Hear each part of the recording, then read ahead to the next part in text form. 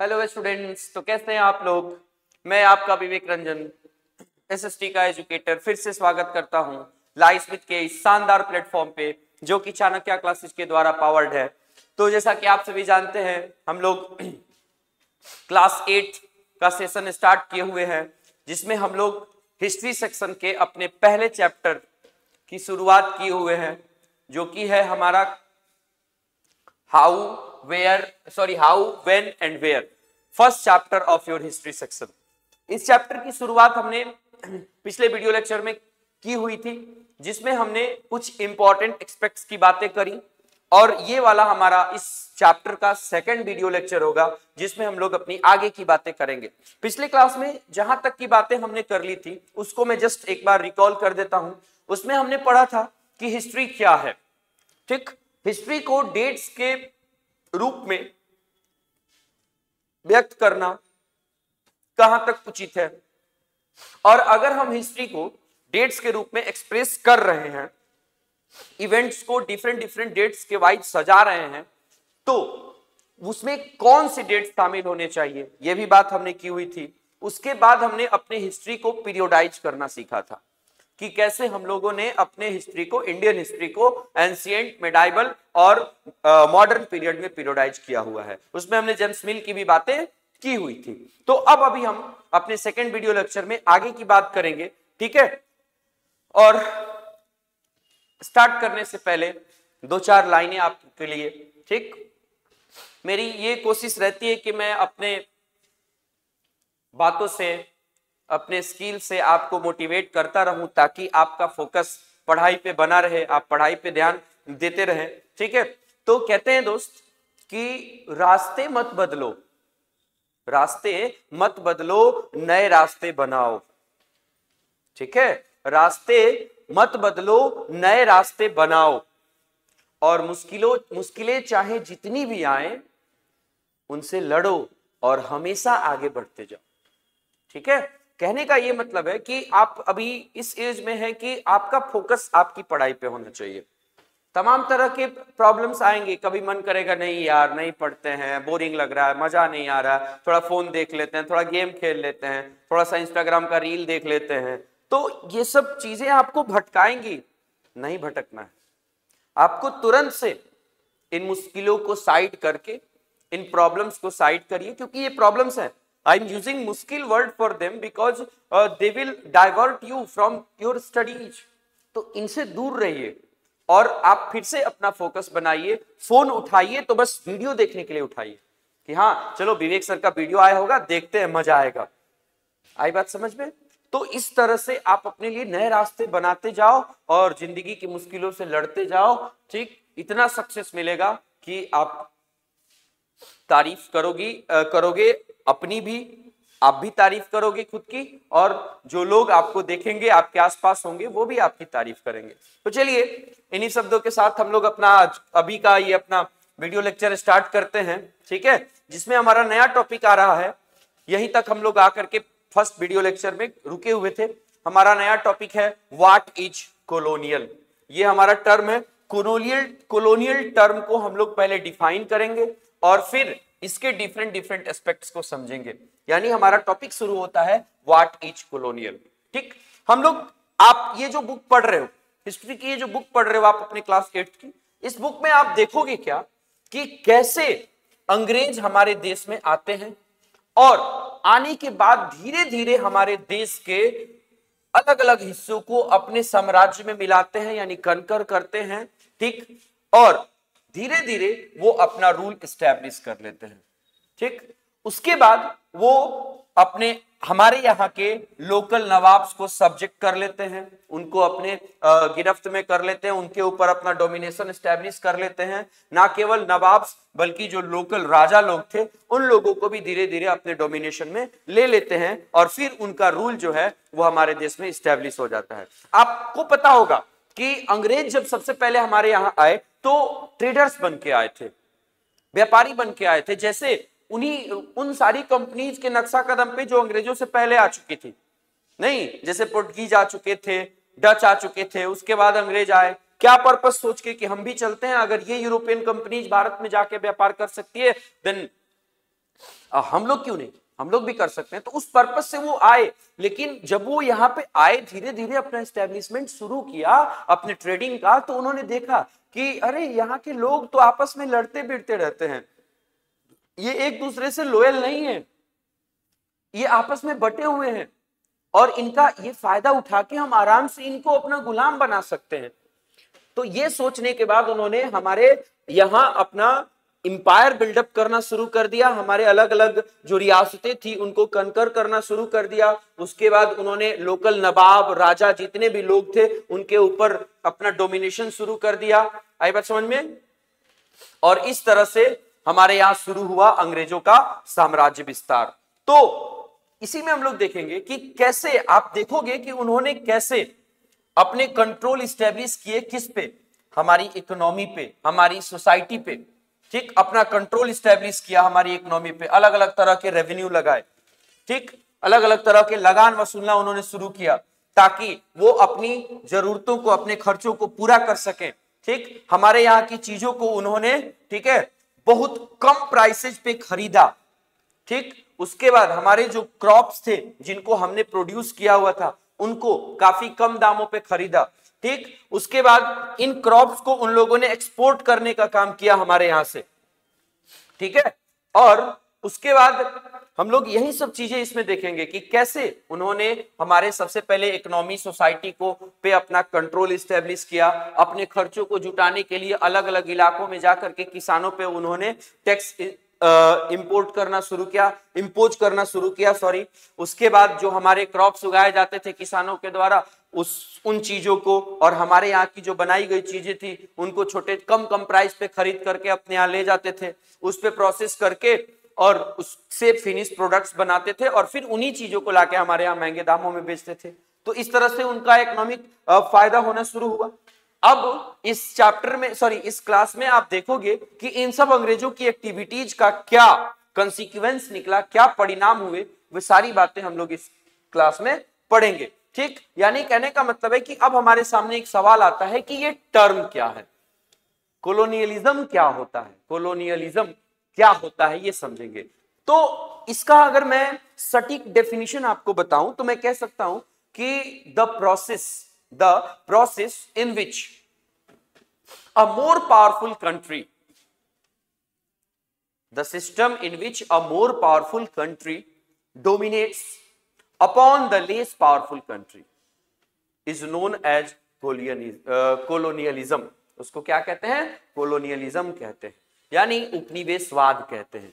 यानी जब एक बड़ी ज्यादा पावरफुल कंट्री अपने से कम पावरफुल कंट्री के ऊपर अपना रूल एस्टेब्लिश कर लेती है, डोमिनेट करना शुरू कर देती है और उस देश के तमाम रिसोर्सेज को एक्सप्लॉइट करना शुरू कर देती है, उस देश के अंदर में इकोनॉमिक, सोशल, पॉलिटिकल, ठीक है, इन सारी चीजों पे अपना डोमिनेशन एस्टेब्लिश कर लेती है, उसी प्रोसेस को हम लोग क्या कहते हैं?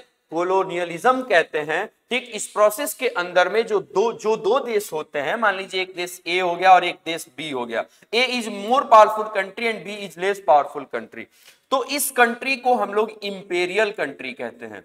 यानी जो देश शासन व्यवस्था इस्टेब्लिश करता है उसको हम लोग इंपेरियल कंट्री कहते हैं, और जिस देश के ऊपर डोमिनेशन होता है उसको कोलोनियल कंट्री कहते हैं, या यूं कहिए कॉलोनी कहते हैं। तो अगर हम अपने और अंग्रेजों की बात करें तो अंग्रेजों ने हमारे ऊपर कोलोनियलिज्म प्रोसेस को अपनाया, इसलिए अंग्रेज हमारे लिए क्या थे? इंपेरियल कंट्री, और हम उनके लिए क्या थे?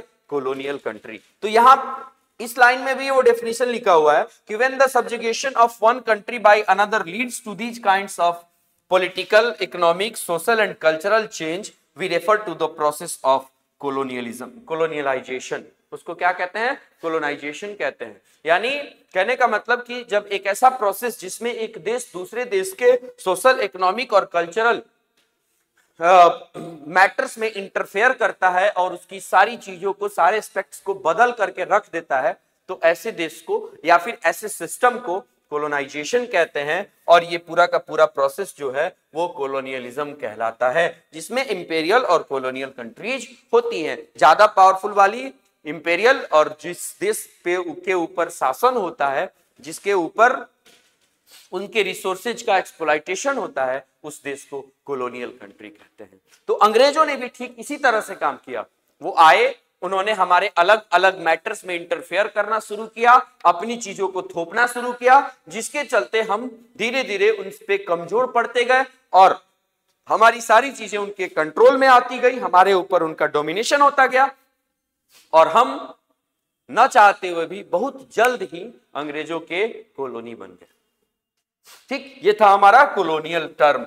इसके बाद हम आगे देखेंगे। अब मैंने बताया था ना कि हम लोग इस चैप्टर में, ठीक है, मॉडर्न हिस्ट्री को या फिर मॉडर्न इंडियन पीरियड को समझने के डिफरेंट डिफरेंट सोर्सेज की बात करेंगे। तो सबसे पहले सोर्स जो आएंगे वो आएंगे एडमिनिस्ट्रेटिव रिकॉर्ड्स।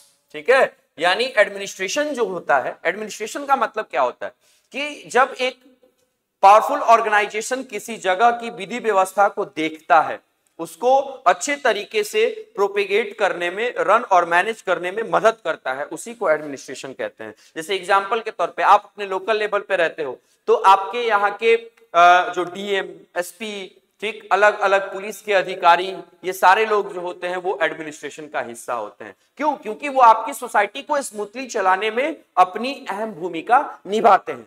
तो उसी तरह से हम देखेंगे क्या कि उस समय चूंकि अंग्रेज हमारे ऊपर डोमिनेट कर रहे थे, उन्होंने हमें अपनी कॉलोनी बनाई हुई थी, तो वो कैसे एडमिनिस्ट्रेशन चला रहे थे, वो एडमिनिस्ट्रेशन देख के, समझ के, पढ़ के हम अंदाजा लगा सकते हैं उस पीरियड के बारे में, उस समय के बारे में। इसलिए हम कहेंगे कि अंग्रेजों के द्वारा लगाया गया जो एडमिनिस्ट्रेटिव मेजर्स थे वो हमारे लिए एक बेहतर सोर्स हैं। क्या चीज के लिए? अपनी मॉडर्न हिस्ट्री को अच्छे से समझने के लिए। तो वही बोला है कि एडमिनिस्ट्रेशन प्रोड्यूसेज रिकॉर्ड्स, यानी एडमिनिस्ट्रेशन जब चलाया जाता है तो उसका एक रिकॉर्ड बनता है। उस रिकॉर्ड को एनालाइज करके आप उस पर्टिकुलर पीरियड, जिस पीरियड में वो पर्टिकुलर एडमिनिस्ट्रेशन चलाया जा रहा होता है, उस एडमिनिस्ट्रेशन को समझ सकते हैं और उस पीरियड की जानकारी भी ले सकते हैं। तो कैसे अंग्रेजों ने अपने एडमिनिस्ट्रेशन चलाए थे उसको देखते हैं, समझते हैं। ठीक, आप देखेंगे ब्रिटिश एडमिनिस्ट्रेशन के जो ऑफिशियल रिकॉर्ड्स थे ना, वो एक इंपॉर्टेंट सोर्स है। क्या चीज के बाबू? हमारी मॉडर्न हिस्ट्री को समझने के। ठीक, अंग्रेजों का ऐसा मानना था कि राइटिंग इज इंपॉर्टेंट, यानी हम जो भी काम कर रहे हैं, आप देखिएगा कि आप जैसे मान लीजिए कि जाते हैं ऑफिस में, कहीं किसी भी ऑफिस में, तो आप देखेंगे कि अगर कोई ऑर्डर मिल रहा है तो अगला आदमी को कहते हुए सुनेंगे रिटन में दीजिए। नहीं, हम आपकी कही हुई बात पर बिलीव नहीं करेंगे, रिटन में दीजिए तब मानेंगे। या फिर आप अगर अपने स्कूलों में जाते हो, छुट्टी लेनी होती है, तो आपके टीचर्स क्या कहते हैं? एप्लीकेशन लिख के दो। तो एप्लीकेशंस क्यों मांगते हैं? वो चाहते हैं कि आप रिटन में दो, कि हाँ बाद में चल के आप मुकरो नहीं कि मैंने तो छुट्टी ली ही नहीं थी, मैं तो आया था। तो इसके लिए वो रिटन प्रूफ रहेगा, वो रिकॉर्ड रहेगा, और जब ऐसी परिस्थिति आएगी तो वो तुरंत टीचर निकाला, अच्छा तो फिर ये किसने लिखा? तुम्हें लिखा था ना। तो वही बात है, यहाँ पे अंग्रेज भी सेम सोचते थे कि हमें राइटिंग की कला डेवलप करनी होगी। काहे कि आने वाले जनरेशन जब हमारे ऊपर बात करेंगे तो उनके पास ये रिकॉर्ड्स होनी चाहिए कि वो देखें और समझ सके कि हाँ, हमने भारत के अंदर में किस तरह की व्यवस्था चलाई थी, कैसा एडमिनिस्ट्रेशन रन कराया था। ठीक, आप देखो अंग्रेजों के द्वारा every instruction, plan, policy decision, agreement, investigation, सब जो थे अंग्रेजों के टाइम पे क्लियरली लिखे गए थे, जो आज भी हमारे पास मौजूद है, और हम इन्हें पढ़ करके उस पीरियड के बारे में, उन लोगों के एक्टिविटीज के बारे में पता लगाते हैं। ठीक, once this was done, things could be properly studied and debated. अंग्रेजों का ऐसा मानना था कि ये सारा चीज जो होना चाहिए वो रिटन फॉर्म में होना चाहिए। जब रिटन फॉर्म में होगा तो उस समय, उसके बाद हमारे लिए काफी ज्यादा आसान हो जाएगा कि बाद में जरूरत पड़ने पर हम इनकी स्टडी कर सके, इनके ऊपर डिबेट कर सके, अगर कोई सवाल उठाए तो हम इनका हवाला देते हुए उसका जवाब दे सके। इसलिए भी अंग्रेज चाहते थे कि सारी चीजें जो होंगी हमारे एडमिनिस्ट्रेशन के, हमारे ऑफिसेज की, वो सारी रिटन फॉर्म्स में होनी चाहिए। This conviction produces N administrative culture of memos, notings and reports. अब अंग्रेजों की इस कला के चलते, ठीक है, मेमोज बनने लगे। जैसे आज आप लोग जाते हैं दुकान पे कोई सामान खरीदने, तो कैश मेमो मिलता है आपको, जो रिसिप्ट मिलता है ना, पेपर मिलता है जो, उसी को कैश मेमो कहते हैं। तो ये कला भी अंग्रेजों ने डेवलप की। नोटिंग्स, कोई भी काम अगर कर रहे हो उसको नोट डाउन कर लिया। आप भी होमवर्क बनाते हो, आप उसको नोट डाउन कर लेते हो। स्कूल में होमवर्क मिलता है, डायरी में नोट डाउन कर लेते हो, घर जाके देखते हो अच्छा ये आज का होमवर्क मिला है, आप तुरंत से कर लेते हो। तो ये सब चीजें जो थी वो अंग्रेजों ने डेवलप करी ताकि इन फ्यूचर जब उसकी जरूरत पड़े तो हमारे पास मौजूद रहे। आप यहाँ देख रहे हैं कि कैसे ये एडमिनिस्ट्रेटिव जो रिकॉर्ड्स हैं वो कैसे हमारे लिए आज भी मौजूद हैं, जिसका इस्तेमाल करके हम लोग क्या करते हैं, अंग्रेजों के उस पीरियड के बारे में या अपने मॉडर्न हिस्टोरिकल पीरियड के बारे में, ठीक है, जानकारी प्राप्त करते हैं।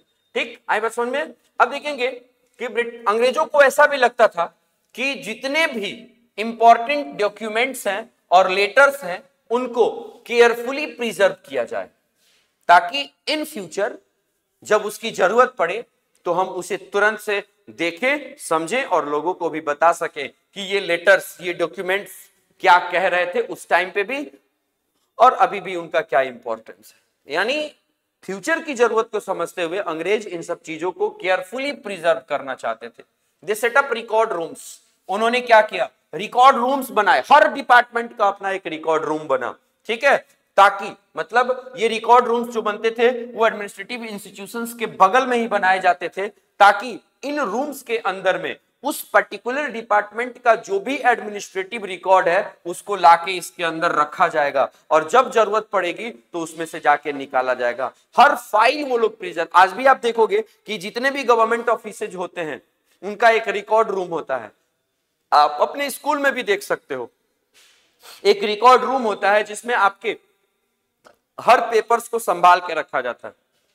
आप जिस पेपर पे एग्जाम देते हो, एग्जामिनेशन सीट्स रखे जाते हैं, उसमें आपके रिपोर्ट कार्ड्स उसमें रखे जाते हैं कि इन फ्यूचर जब जरूरत पड़े तो उसको देखा जा सके।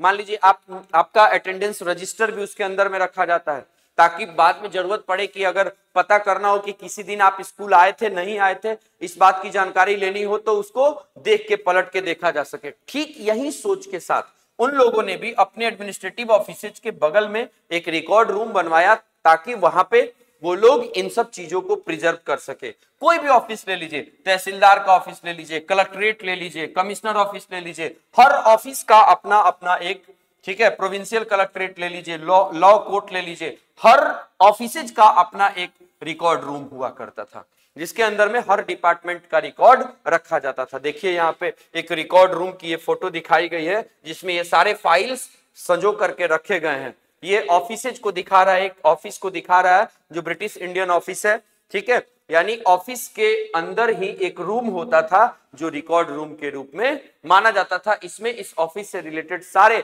रिकॉर्ड्स को प्रिजर्व करके रखा जाता था ताकि जरूरत पड़ने पर उसको एनालाइज किया जा सके और आज ये हमारे लिए इंपॉर्टेंट सोर्स हैं हमारी हिस्ट्री को अच्छे तरीके से समझने के लिए। ठीक है, आई बात समझ में। यानी आज हमारे पास ये मौजूद नहीं होते तो हम ये नहीं बता सकते थे कि अंग्रेजों ने हमारा एडमिनिस्ट्रेशन कैसे चलाया। ठीक है, आगे बढ़ते हैं हम लोग, देखेंगे specialised institutions like archives. Archives उन इंस्टीट्यूशंस को कहते हैं ना जो जनरली हिस्टोरिकल चीजों को प्रिजर्व करने के लिए रखा जाता है। आप देखेंगे कि आप सोशल नेटवर्किंग साइट्स भी चलाते हैं, इंस्टाग्राम हुआ, फेसबुक हुआ, तो उसमें एक आर्काइव का ऑप्शन आता है। आपने मान लीजिए कि कोई फोटो पोस्ट कर दिया, कोई अपना कुछ भी पोस्ट कर दिया, अब चाहते हो कि आप उसको प्रिजर्व करके रखो तो आप उसको आर्काइव में डाल देते हो और जब मन करे तब फिर आप उसको आर्काइव में से निकाल के देख सकते हो कि मैंने क्या पोस्ट करा था। तो मैंने ये एग्जांपल इसलिए दिया क्योंकि ये बड़ा फेमिलियर रहता है आप लोगों से, आप लोग मोबाइल से थोड़ा सा ज्यादा करीब रहते हैं ना। नहीं होता क्या है, जैसे ही मान लीजिए आप स्कूल हैं, स्कूल में ही दिमाग में चलती रहती होगी बात, बाप रे पता ना मोबाइल चार्ज होगा कि नहीं होगा, कौन चला रहा होगा, कौन देख रहा होगा, जाएंगे तो मिलेगा कि नहीं मिलेगा, पता ना ऐसा ना हो कि लाइट ही कट गया हो। और जब पता है जब आप स्कूल से घर आते हैं तो बैग फेंका, कपड़ा चेंज होगा नहीं होगा इस बात से कोई मतलब नहीं, ठीक, आप दौड़ के मोबाइल के पास जाते हो, ऐसा लगता है जैसे उधर से ऑक्सीजन मिलेगा। नहीं, दिन भर का ऑक्सीजन लेके गए थे, अब कम हो गया है, अब बेचैनी हो रही है, जल्दी से हाथ में आ जाए और थोड़ा सा कुछ खोल के चला लें, देख लें, थोड़ा यूट्यूब का शॉर्ट्स देख लें, रील्स देख लें, लगे कि हाँ फिर ऑक्सीजन की भरपाई हो रही है।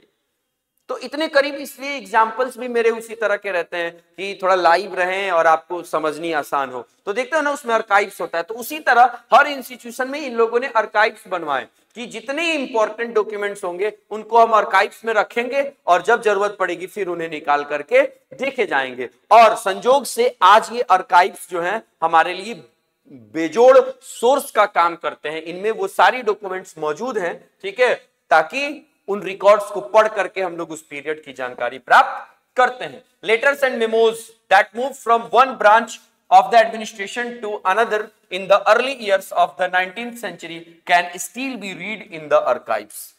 आज के टाइम पे भी वो लेटर्स और मेमोज जो 19th सेंचुरी में एडमिनिस्ट्रेशन के एक ब्रांच से दूसरे ब्रांच में भेजे जाते थे वो आज भी आर्काइव्स में मौजूद हैं और इन आर्काइव्स में जा करके हम लोग इन सब चीजों को लेकर के पढ़ सकते हैं कि वो क्या बातें लिखी गई थी और किस ब्रांच से किस ब्रांच में भेजी गई थी।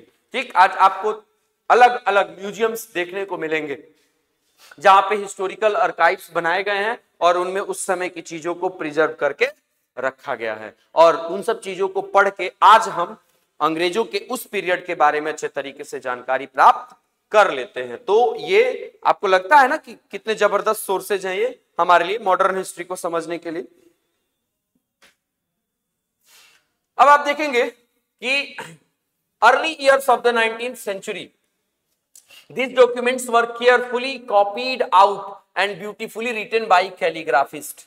कैलीग्राफिस्ट उसको कहते हैं जो आदमी चीजों को देख करके सुंदर हैंडराइटिंग में कॉपी करता है। आपके स्कूलों में भी कैलियोग्राफी कंपटीशन होते हैं, उसमें क्या होता है आपको कोई पैराग्राफ बुक का दे दिया गया और बोला गया इस पैराग्राफ को देख के सुंदर सुंदर हैंडराइटिंग में लिखो।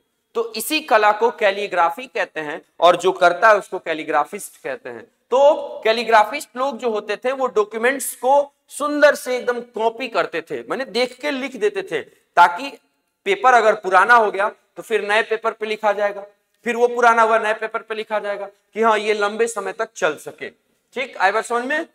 और यानी यहाँ पे बोला भी है कि वैसे लोग जो आर्ट ऑफ ब्यूटीफुल राइटिंग के स्पेशलाइज्ड होते हैं उन्हीं को कैलीग्राफिस्ट कहते हैं। मैंने समझाया अभी। By the middle of the 19th century, with a spread of printing, अब प्रिंटिंग की कला विकसित हो गई, प्रिंटिंग प्रेस आ गया था। ठीक, multiple copies of these records were printed as proceedings of each government department।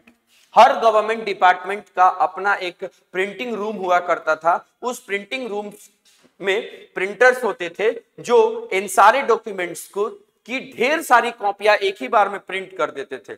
और ये प्रिंटिंग का ही देन है, प्रिंटर्स का ही देन है कि ये सारी कॉपीज आज भी हमारे पास हूबहू मौजूद है। देखिए एक प्रिंटिंग रूम की तस्वीर आपको दिखाई जा रही है। ठीक, आई बात समझ में। आगे हम लोग देखेंगे कि अगले सोर्स के रूप में अगर हम बात करें वो था एडमिनिस्ट्रेटिव सोर्स और रिकॉर्ड रूम्स। ठीक, अब हम देखेंगे क्या कि सर्वेज कैसे सर्वे, ठीक है, यानी किसी पर्टिकुलर टॉपिक के बारे में प्राप्त की गई जानकारी, डिफरेंट डेटाज के जरिए प्राप्त की गई जानकारी को हम लोग क्या कहते हैं, सर्वे कहते हैं। तो सर्वे कराया अंग्रेजों ने।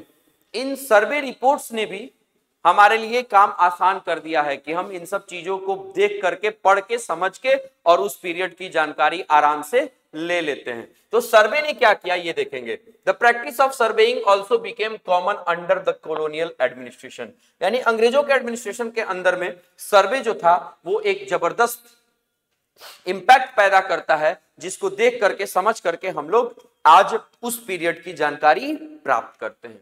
ठीक, आप देखेंगे क्या कि by the early 19th century detail surveys were being carried out to map the entire country. यानी 19th सेंचुरी के शुरुआत से ही, जैसे एग्जांपल के तौर पे इन 1802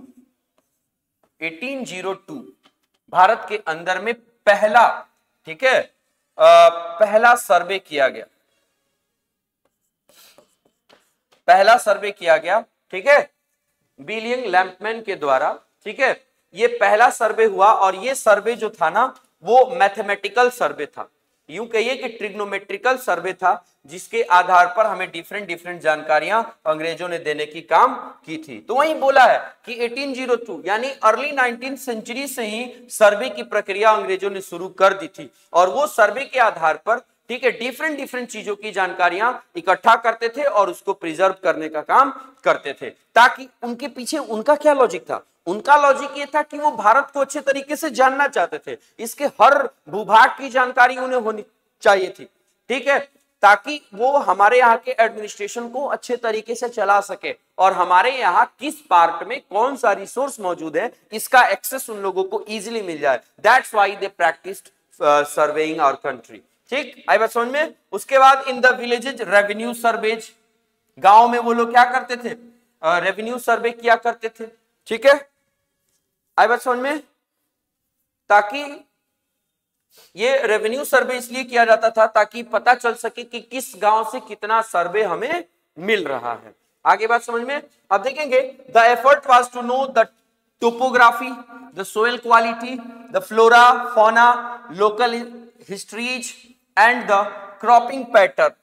यानी किन किन चीजों की वो सर्वे किया करते थे स्पेशली गांव में, टोपोग्राफी जानने के लिए, यानी किस इलाके का किस तरह से टोपोग्राफी है, लैंडफॉर्म कैसा है, वहां का क्लाइमेट कैसा है, वहां की जमीन कैसी है, वहां मौसम कैसा रहता है, कितना एग्रीकल्चर किया जा सकता है। सोइल की क्वालिटी जानने के लिए सर्वे होती थी, अलग अलग जगहों इलाकों में भेज दिए जाते थे ऑफिसर्स और वो हर जगह जा करके मिट्टी की क्वालिटी के बारे में पता लगाते थे।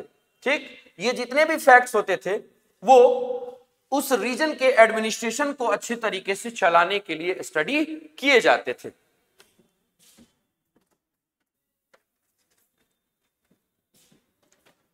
ठीक है, तो ये अलग अलग मतलब ये सर्वे इसलिए किए जाते थे गांव में जा जा करके ताकि ये पता लगाया जा सके कि उस रीजन का एडमिनिस्ट्रेशन हमें कैसे चलाना है। आई बात समझ में। चलिए आगे हम लोग देखते हैं। ये देखिए आपको एक सर्वे का रिपोर्ट का फोटो इसमें दिखाया जा रहा है, मैं ये इरेज कर देता हूं, दिख जाएगा। ठीक है, देखिए यहाँ पे आपको एक सर्वे के रिपोर्ट का फोटो दिखाया गया है। आगे हम लोग देखेंगे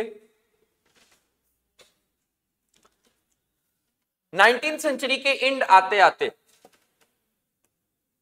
19th सेंचुरी के एंड आते आते यानी 19वीं शताब्दी के अंत तक, ठीक है, जैसे एग्जांपल के तौर पे आप बात करो 1871-72 की बात है, इस समय पहली बार भारत में सेंसस कराए गए थे। किसके द्वारा? लॉर्ड मेयो के द्वारा पहली बार भारत में सेंसस कराया गया।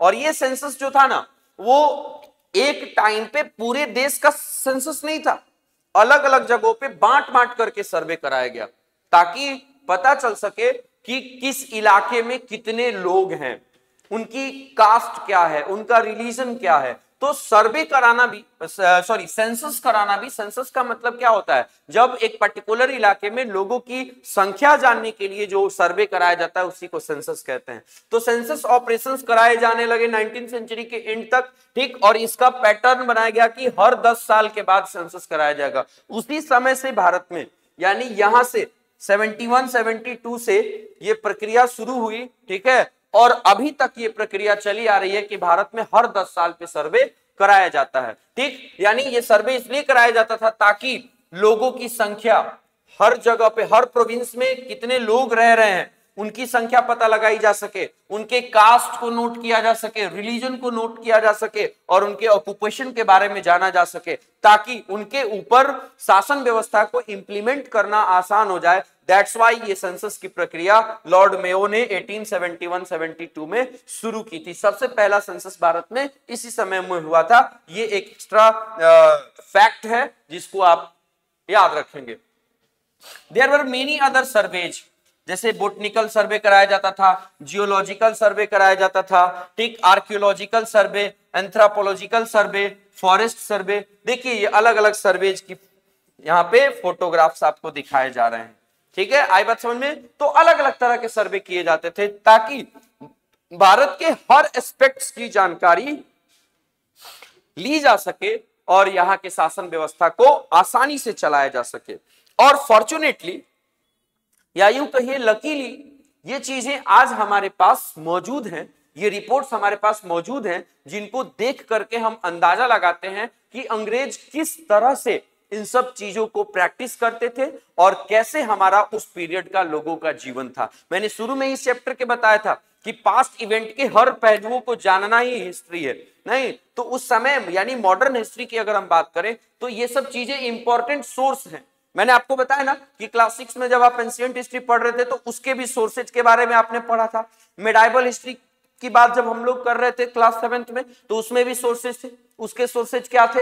अलग अलग जो टूरिस्ट आए दुनिया के अलग अलग हिस्सों से भारत में, उन्होंने राजा के राज्य में रहना शुरू किया, उनके जीवन को एनालाइज करना शुरू किया और उन राजाओं की जीवनी लिखनी शुरू की, उनके डिफरेंट डिफरेंट जो एडमिनिस्ट्रेटिव व्यवस्थाएं थी उसके बारे में लिखा। तो उससे हमें मेडाइवल पीरियड की जानकारी मिलती है। और इन सब चीजों से अंग्रेजों के द्वारा किया गया सर्वे, इनके द्वारा बनाए गए रिकॉर्ड रूम्स, इन सब से हमें अंग्रेजों के पीरियड यानी मॉडर्न पीरियड की जानकारी मिलती है। तो हिस्ट्री को जानने और पढ़ने के लिए सोर्सेज का होना बहुत जरूरी है।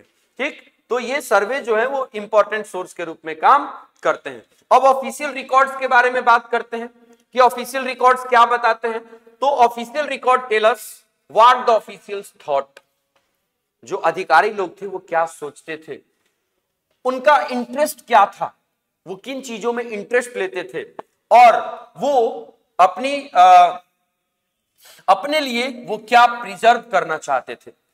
ये ऑफिशियल रिकॉर्ड्स हमें बताते हैं। यानी ऑफिशियल रिकॉर्ड्स में बहुत सारी चीजें आती हैं, डिफरेंट डिफरेंट डॉक्यूमेंट्स आते हैं। देखिए जैसे प्रोस्पेरस ब्रिटिश इंडिया नाम का एक यहाँ पे रिकॉर्ड लिखा हुआ है, इसको आप पढ़ोगे तो आपको पता चल जाएगा कि ये ऑफिशियल लोग किस तरह से हमारे एडमिनिस्ट्रेशन को चलाना चाहते थे।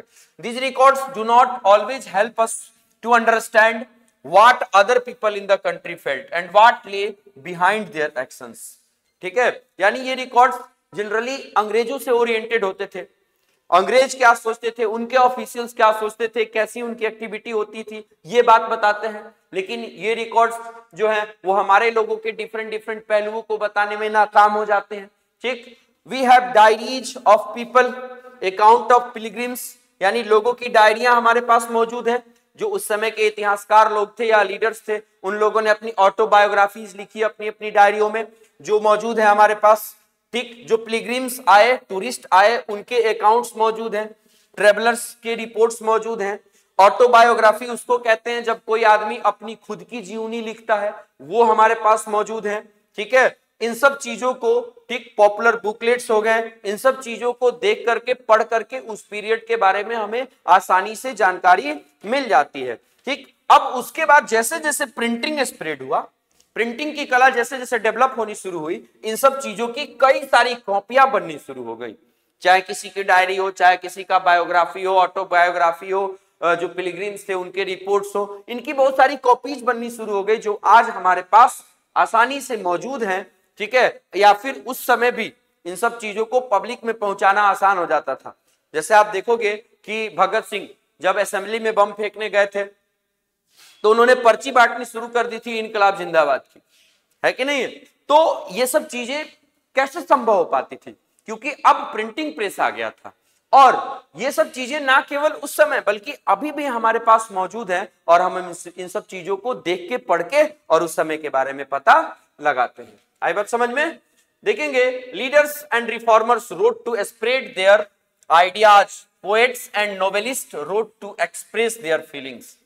ठीक, उस समय के जो रिफॉर्मर्स थे, जैसे आप देखोगे राजा राम मोहन राय, उन्होंने बहुत सारी किताबें लिखी, अपनी मैगजीन्स चलाई।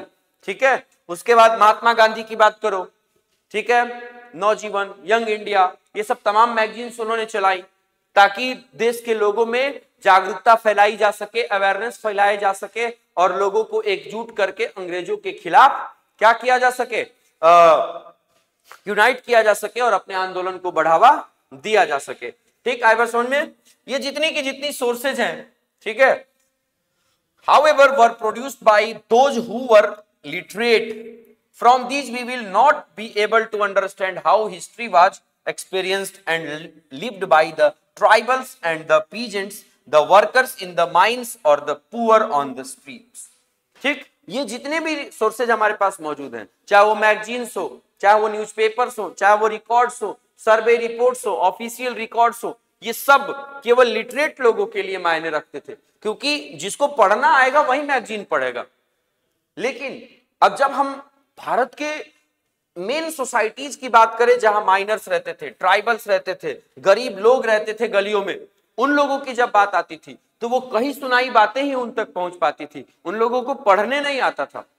तो उनको जिस तरह के नेता लोग पहुंच करके जिस तरह से उनको मोटिवेट करते थे, ये लोग उस तरह से आंदोलन में आ जाते थे। तो ये सब चीजें जो है वो उन लोगों को मैसेज देने के लिए भी, ठीक है, पढ़ने नहीं आता, सुन तो सकते थे, तो ये लीडर्स ले जाकर के उन्हें घूम घूम करके प्रचारित करते थे, पैम्पलेट्स बांटे जाते थे ताकि वो सुन के समझे और उस तरह से रिएक्ट करें। अब देखेंगे हमारे मॉडर्न हिस्टोरिकल पीरियड को अच्छे तरीके से जानने और समझने के जो मेन सोर्सेज हैं वो क्या है, ये देखेंगे।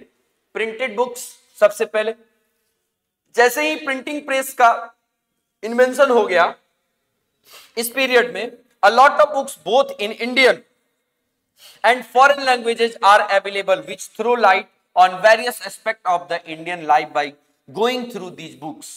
ठीक है, सॉरी एक मिनट, यहां पे फुल स्टॉप रहेगा, एक मिनट, ठीक। यहां देखिए, कहने का मतलब यह है कि जब प्रिंटिंग प्रेस का आविष्कार हो गया, खोज हो गई, तो उसके बाद अब चीजें जो थी वो प्रिंटेड फॉर्म में आने लगी, किताबें प्रिंटेड फॉर्म में आने लगी। ये किताबें ना केवल फॉरेन भाषाएं बल्कि इंडियन भाषाओं में भी छपती थी, जिसको हम लोग क्या करते थे, पढ़ करके भारत के डिफरेंट एस्पेक्ट्स को उनमें व्यक्त किया जाता था।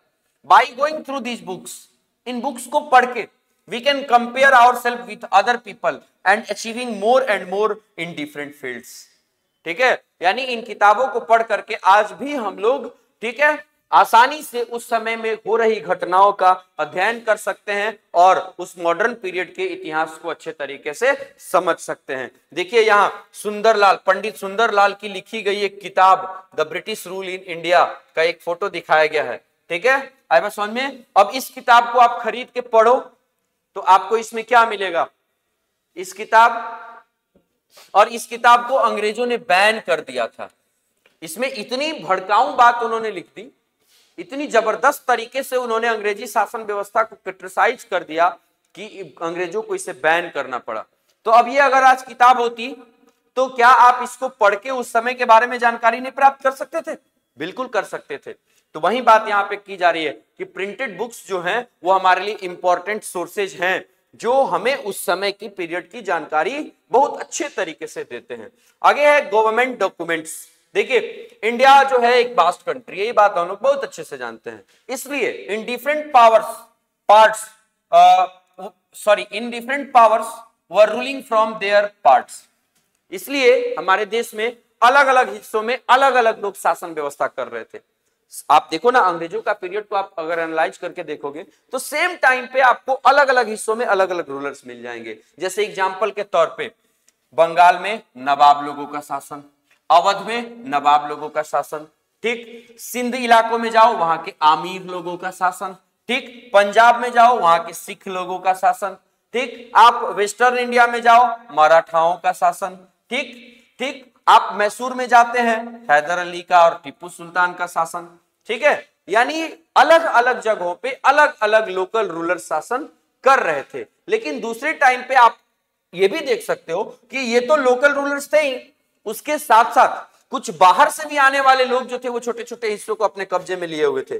जैसे पोर्टुगीज, डच, इंग्लिश, फ्रेंच, ये सारे के सारे लोग भी अपने अपने देशों से आकर के भारत में अपनी अलग अलग ट्रेडिंग सेंटर्स एस्टेब्लिश कर लिए थे और उन पर्टिकुलर इलाकों पे ये अपना डोमिनेशन स्थापित कर लिए थे।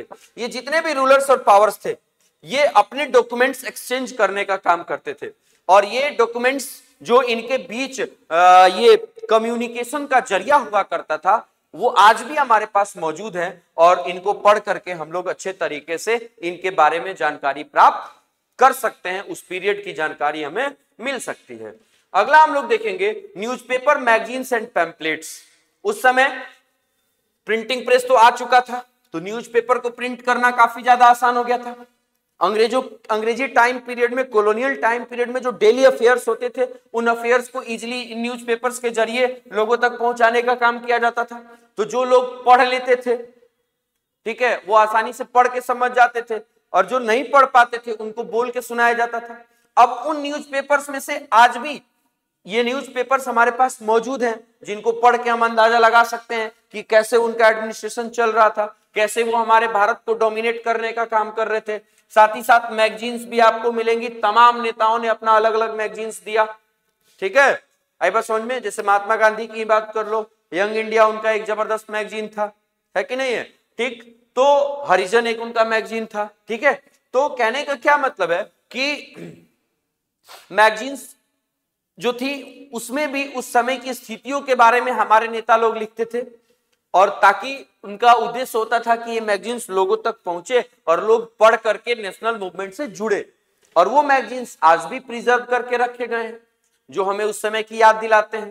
पैम्पलेट्स, मैंने कहा था ना अभी अभी कि भगत सिंह ने पैम्पलेट बांटे थे नेशनल असेंबली में, जब उन्होंने वो बम, आवाज करने वाला बम फेंका था बटुकेश्वर दत्त के साथ। तो आप आगे के चैप्टर्स में इन सब चीजों के बारे में अच्छे से पढ़ोगे, टेंशन लेने की जरूरत नहीं है। तो ये सारी चीजें, जैसे यहां देखिए भगत सिंह की लिखी गई एक कहानी, ठीक, एक ये उनकी पत्रिका है, ठीक है। तो ये सब चीजें आज भी हमारे पास मौजूद हैं, जिनको पढ़ के हम लोग उस पीरियड की जानकारी प्राप्त करते हैं, ठीक। अगला है हिस्टोरिकल बिल्डिंग्स। ये आपको फोर्ट विलियम की फोटो दिखाई गई है, लिख देते हैं, कंफ्यूज नहीं होना है। ये फोर्ट विलियम कोलकाता में है, जॉब चरनॉक ने इसको बनवाया था, ठीक। हिस्टोरिकल बिल्डिंग्स भी उस पीरियड की जानकारी हमें देते हैं, ये अंग्रेजों का बनवाया हुआ है, ठीक है। We can still see many buildings scattered throughout the length and breadth of our country. हमारे देश के लंबाई और चौड़ाई में बहुत सारी बिल्डिंगें फैली हुई हैं जिसको अंग्रेजों ने बनवाया था, ठीक, specially in the big cities, बड़े बड़े शहरों में। जैसे ये कोलकाता में बना, अभी ये कहां है, कोलकाता में। उस समय जब ये बना तो कलकत्ता हुआ करता था, अभी कोलकाता है, ठीक। Some such buildings are India Gate, Central Secretariat, Rashtrapati Bhavan, ये सब अंग्रेजों के द्वारा बनाए गए हैं। पार्लियामेंट हाउस, बिरला हाउस, जहां पे महात्मा गांधी को एसिसिनेट कर दिया गया था, जहां पे 1948 में 30 जनवरी के दिन 1948 में नाथूराम गोडसे ने महात्मा गांधी की हत्या की थी। वो कौन सा जगह था, बिरला हाउस था। तो ये सारी की सारी बिल्डिंगें भी देख करके, घूम करके हम उस पीरियड की जानकारी ले सकते हैं। आई बात समझ में? अगला है other works of art. Art भी काफी ज्यादा डेवलप हुआ करता था हमेशा से, ना केवल मॉडर्न पीरियड में। आप मेडावल पीरियड में भी देखोगे भारत का आर्ट एंड आर्किटेक्चरल डेवलपमेंट इतना जबरदस्त था। आज आप स्विमिंग पूल यूज करते हैं, लेकिन इंडस वैली सिविलाइजेशन के लोगों के पास ग्रेट बाथ हुआ करता था। उन समय की दीवालों पे बहुत सारी पेंटिंग्स मिली हैं, जिसको देख के, पढ़ के, समझ के हम लोग ये अंदाजा लगाते हैं कि उन लोगों के अंदर आर्ट, जबरदस्त तरीके का विकसित आर्ट हुआ करता था, ठीक। तो यहां भी आप देखोगे क्या कि अंग्रेजों के टाइम पीरियड पे भी हमारा आर्ट और लिटरेचर तथा आर्किटेक्चर बहुत जबरदस्त तरीके के थे, जो आज भी हमारे पास प्रिजर्व्ड हैं और हमें उस पीरियड के बारे में अच्छे तरीके से समझाते हैं, ठीक है। तो ये सारे के सारे थे डिफरेंट सोर्सेज, जिनको देख करके, पढ़ के, एनालाइज करके हम अंग्रेजी शासन व्यवस्था के बारे में, उनके डोमिनेशन के बारे में अच्छे तरीके से अंदाजा लगा सकते हैं, या यूं कहें तो अपने मॉडर्न हिस्टोरिकल पीरियड के बारे में जानकारी प्राप्त कर सकते हैं, ठीक। ये सोर्सेज के साथ हमारा ये चैप्टर जो है वो खत्म हो गया, यानी हमने हिस्ट्री का पहला chapter how, where and when खत्म कर लिया है, ठीक। अगली बार जब हम लोग मिलेंगे तो हमारा नेक्स्ट चैप्टर शुरू होगा,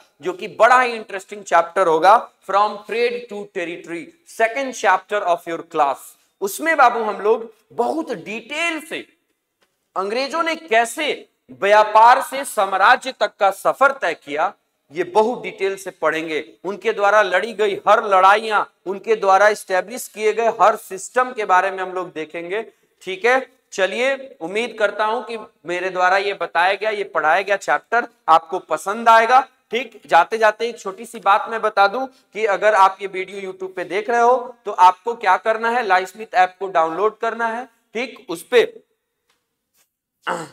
सारे के सारे मटेरियल, ना केवल वीडियो लेक्चर्स बल्कि जितने भी एक्स्ट्रा मटेरियल्स हैं, डीपीपीज हो गए, टेस्ट पेपर्स हो गए, नोट्स हो गए, ये सारी की सारी चीजें उस पे आपको इजीली अवेलेबल हो जाएंगी। इसलिए आप ऐप का इस्तेमाल करो, ठीक, और पढ़ाई में मन लगाओ, अच्छे से पढ़ो। मिलते हैं, थैंक यू वेरी मच।